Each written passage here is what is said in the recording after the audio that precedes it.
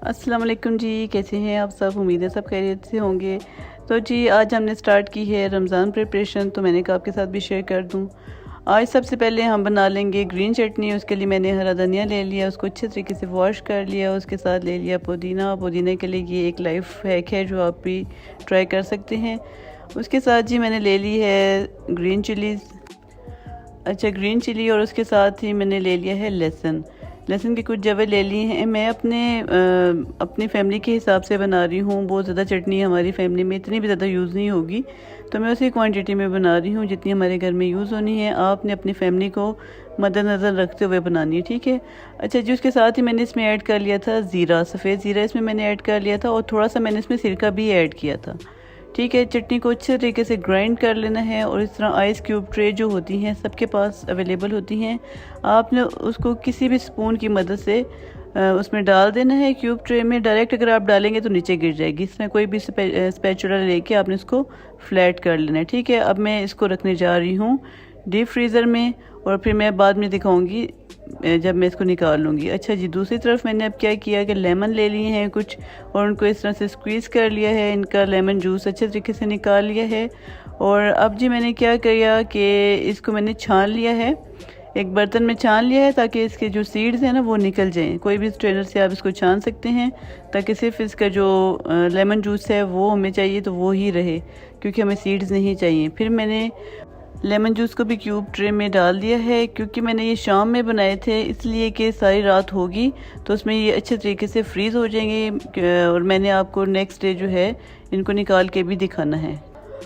अच्छा जी, अब ये आगे हैं लेमन जो कि हमने स्क्वीज़ किए थे, और ये उनके जो छिलके बच गए थे उसको मैंने नहीं फेंका, डिप करके रख दिया था। अब जी हम इसे एक रेमेडी तैयार करने वाले हैं। मैंने कहा वो भी आपको दिखा दूँ साथ साथ। मैंने क्या किया है कि जो लेमन का पानी था सारा इसको एक जग में डाल दिया है, और लेमन को भी अच्छे तरीके से दोबारा से स्क्वीज़ किया ताकि इसमें बिल्कुल भी रस ना बचे। अच्छा जी, उसके साथ क्या किया है हमने, मेरे साथ मेरी हेल्पर भी थी, वो भी मेरे साथ इसमें पार्टिसिपेट की थी। अच्छा, अब दोबारा हमने इसमें क्या ऐड कर लिया जी, सिरका। हमने इसमें हाफ़ कप सिरका ऐड कर लिया है। और जी इसी के साथ हमने ऐड कर लिया इसमें पानी। और अब मैंने इसको जी डाल लिया था, मेरे पास एक एक्स्ट्रा बोतल पड़ी हुई थी और उसी में मैंने इसमें डाल लिया था, क्योंकि ये हम फिर टाइम टू टाइम यूज़ करते रहेंगे। ये बिल्कुल खाली बोतल थी, क्योंकि मैं मोस्टली ये लेके आती होती हूँ डिफरेंट चीज़ों के लिए, मैं यूज़ करती रहती हूँ इसको। बोतल खाली थी तो मैंने उसी में ऐड कर ली, क्योंकि ये हमने स्प्रे करना था इसको। अच्छा, जो हमारा चूल्हा है काफ़ी दिन से इतना अच्छा साफ़ नहीं हो रहा था, मैं ख़ुद नहीं ध्यान दे रही थी, तो आपको पता है कि फिर काम कैसे होता है। बस डेली रूटीन जो वर्क होता है वही होता रहा, और मैंने नहीं ध्यान दिया तो इसकी ये हालत होगी। तो फिर मैंने रेमेडी तैयार की, और मेरे साथ हेल्पर थी, उसको मैं कही थी कि साथ साथ मैं ये डालती जा रही हूँ, और थोड़ी देर के बाद ना हम इसको छोड़ देंगे, और थोड़ी देर के बाद फिर इस पर कपड़ा लगा के अच्छे तरीके से साफ़ करना, देखना ये कैबिनेट्स बिल्कुल चमक जाएंगे। और वाकई वही हुआ, ही आपके सामने है। मैंने स्प्रे करके छोड़ा और जितनी ग्रीस थी ना सब निकल गई, और इतनी अच्छी कैबिनेट साफ़ हुई हैं। और ये जो हुड होता है ना, इस पर तो ख़ास तौर पे बहुत ज़्यादा चिकनाई होती है। और ये टाइल जो होती हैं स्टोव की पीछे वाली, यहाँ पे भी बहुत चिकनाई होती है। तो इतने अच्छा सा साफ़ हो गया, कुछ भी और डालने की ज़रूरत नहीं पड़ी। जस्ट मैंने रेमेडी डाली, यहाँ पे स्प्रे कर दिया, और 10 से 15 मिनट के बाद उसने साफ़ कर दिया, तो बहुत नीट एंड क्लीन हो गया। और सारे ये दाग धब्बे जितने आपको नज़र आ रहे हैं ना, ये सब साफ़ हो चुके थे। तो जी ये दोबारा से स्पंज लगा के उसने इसको साफ़ कर दिया है, तो ये आपके सामने है। इसकी शाइनिंग कितना ज़बरदस्त शाइन कर रहा है, टाइल्स के लिए भी बहुत अच्छा है, और ये आपके स्टोव के लिए भी बहुत ज़बरदस्त है, और मार्बल के लिए भी बहुत ही अच्छा है।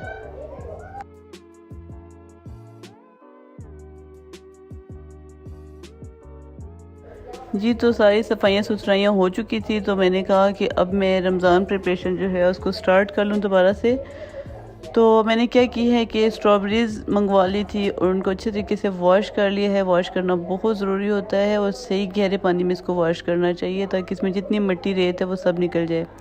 तो मैंने उनको दरमियान में से कट कर लिया है, और मैंने अब ये कुछ ले लिए हैं ज़िप लॉक बैग्स। ये ज़रूरी हैं, क्योंकि इससे ये होता है कि आपके जो चीज़ें हैं ना वो सेफ़ रहती हैं। अच्छा जी, मैंने डिफरेंट साइज़ के ले लिए थे, छोटे बड़े और उससे बड़े, क्योंकि मैंने जो भी सामान रखना है मैंने उसके हिसाब से लिए हैं।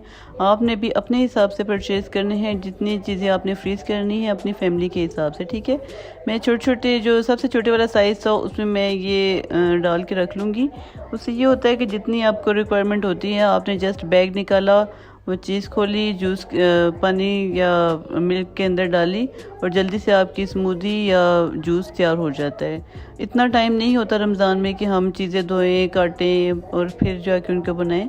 आप धो के काट के चीज़ों को फ्रीज़ कर सकते हैं, इससे आपकी टाइम की बहुत बचत होती है और आप बिल्कुल बर्डनाइज नहीं होते हैं। ज़ाहिर सी बात है, जो घर की औरत होती है उसने ही सारा काम करना होता है, तो ख़ुद को अपने आप की सहूलत के लिए सब काम पहले से करके रख लें ताकि बिल्कुल भी आपको ना दिक्कत ना हो।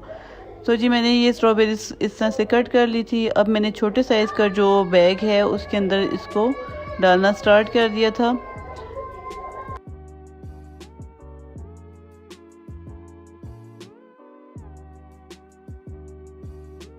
अच्छा, इस तरह बैग में डालने के बाद आपने इसको अच्छे तरीके से ऊपर से बंद कर देना है, लॉक कर देना है ताकि इसके अंदर एयर ना जाए।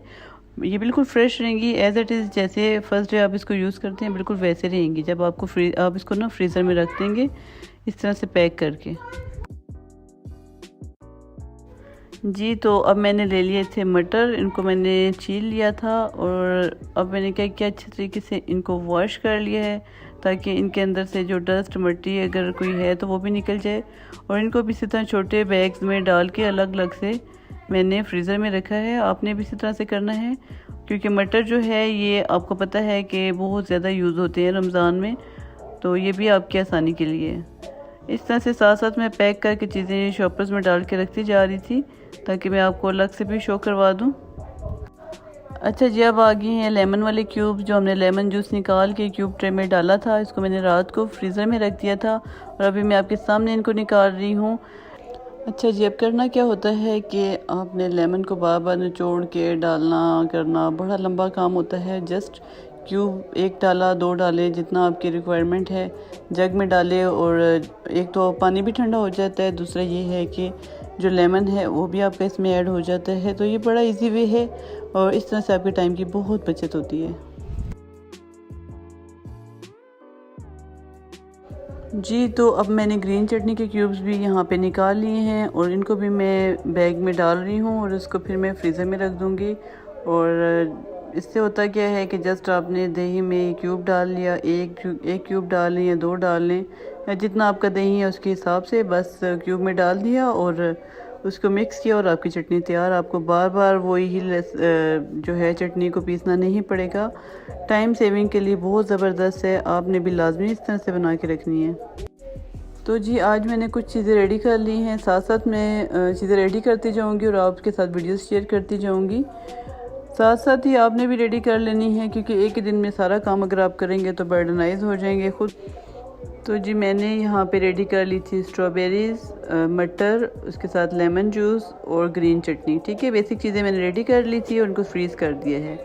तो जी, अब मैं सारे कामों से फ्री होकर ज़रा चाय पी रही थी, क्योंकि बिल्कुल लाइट मोड में काम करना चाहिए, ख़ुद को बर्डनाइज नहीं करना। अभी मेरे बहुत सारे काम रहते हैं, वो मैं नेक्स्ट वीडियो में फिर आपके साथ शेयर करूँगी। मिलते हैं फिर नेक्स्ट वीडियो में किसी न्यू व्लॉग के साथ। तब तक दुआ में ज़रूर याद रखिएगा और इसी तरह रमज़ान प्रिपरेशन होती रहेगी। आपने भी मेरे साथ इसी तरह रहना है और मेरे चैनल को जिसने सब्सक्राइब नहीं किया वो भी सब्सक्राइब कर लें और साथ ही बेल आइकन को भी दबा लें ताकि मेरी न्यू आने वाली सारी वीडियोस आप तक आती रहें। चलें जी, अपना ढेर सारा ख्याल रखिएगा, दुआ में याद रखिएगा। अल्लाह हाफिज़।